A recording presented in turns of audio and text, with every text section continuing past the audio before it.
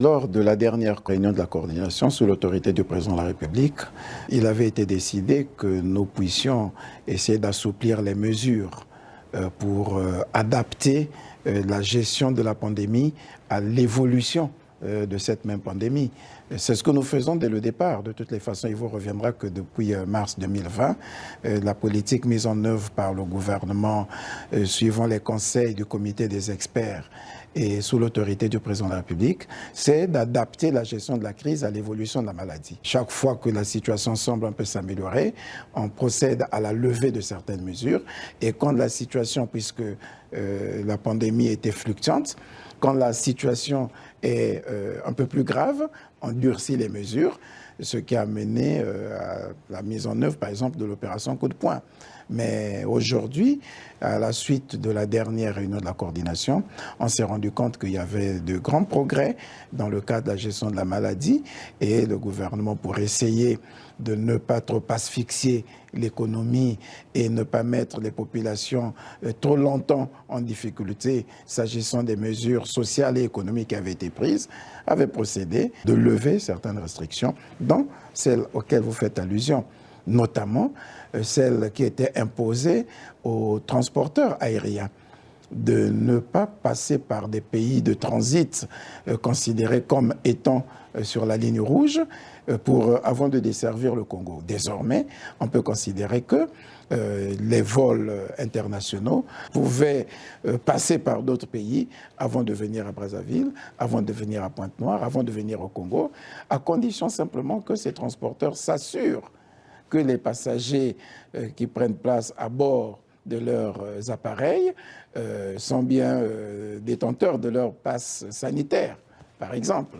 Et surtout que, comme vous avez dû vous en rendre compte, le test obligatoire à l'aéroport a été levé, je crois à la grande satisfaction des populations, puisque ça a été pendant longtemps le vœu des populations. Ça a été la demande des populations.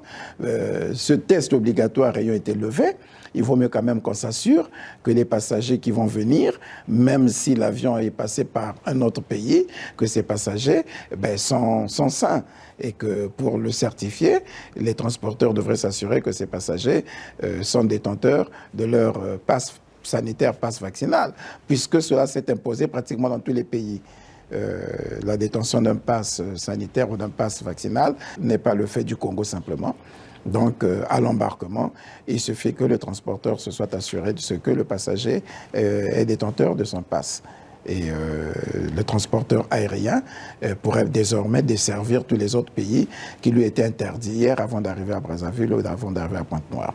Il en est de même pour le transport terrestre et même le transport fluvial, le transport en commun, disons, pour lequel il était imposé aussi un nombre limité de passagers par moyen de transport. Aujourd'hui, les transporteurs ont la possibilité désormais d'avoir dans leur moyen de transport autant de passagers qui ne disposent de sièges. Voilà, il n'y a plus de restrictions, il n'y a plus de nombre limité, ce qui a amené même les transporteurs à faire un peu de la surenchère en faisant des demi-terrains ou encore en spéculant sur le coût du transport. Aujourd'hui, cela n'a plus sa raison d'être puisqu'ils peuvent désormais remplir leurs moyens de transport comme ils veulent en fonction du nombre de sièges qu'ils ont, mais à condition là aussi de veiller à ce que les passagers soient porteurs de masques, par exemple. À défaut de leur exiger un pass sanitaire, pourquoi pas, mais au moins qu'on s'assure qu'ils ont au moins leur masque, ça permet de mettre les passagers en sécurité. Il en est de même aussi pour ce qui est des marchés domaniaux. Il y avait des jours pendant lesquels les marchés devraient être fermés. Aujourd'hui, sous réserve de la réglementation établie par les autorités municipales, peut-être qu'il y a un jour habituellement réservé au nettoyage, à l'assainissement et à la propreté de marché, mais s'agissant des restrictions liées à la pandémie, on peut dire que les marchés devraient désormais être ouverts, comme on le dirait 7 jours sur 7. Mais là aussi, il est quand même important que les commerçants, les usagers des marchés prennent des précautions au travers du port de masque. Ce n'est toujours pas mauvais, c'est dans leur intérêt. Voilà. nous pouvons dire, en résumé, que toutes ces mesures, si elles n'ont pas été clairement énoncées ou elles n'ont pas été bien comprises par les populations, elles doivent considérer désormais, les populations devraient désormais considérer que ces restrictions sont levées, tant s'agissant du transport aérien. Le ministre des Transports devrait d'ailleurs prendre un acte réglementaire, notamment une circulaire, pour informer les transporteurs de ce que désormais, l'obligation qui leur était faite de ne pas passer par des pays de transit est levée et qu'ils peuvent désormais gérer leurs passagers comme ils le font habituellement. Et le même ministre des Transports d'ailleurs, avec le ministère de la Sécurité et de l'Ordre public, devrait prendre également un acte réglementaire, une circulaire, pour rassurer les transporteurs terrestres et même les transporteurs de moyens fluviaux, que là aussi, les passagers sont désormais autorisés à être dans leurs moyens autant qu'ils le peuvent en fonction du nombre de places disponibles, là aussi à la condition d'avoir son masque dans ces moyens de transport. Voilà.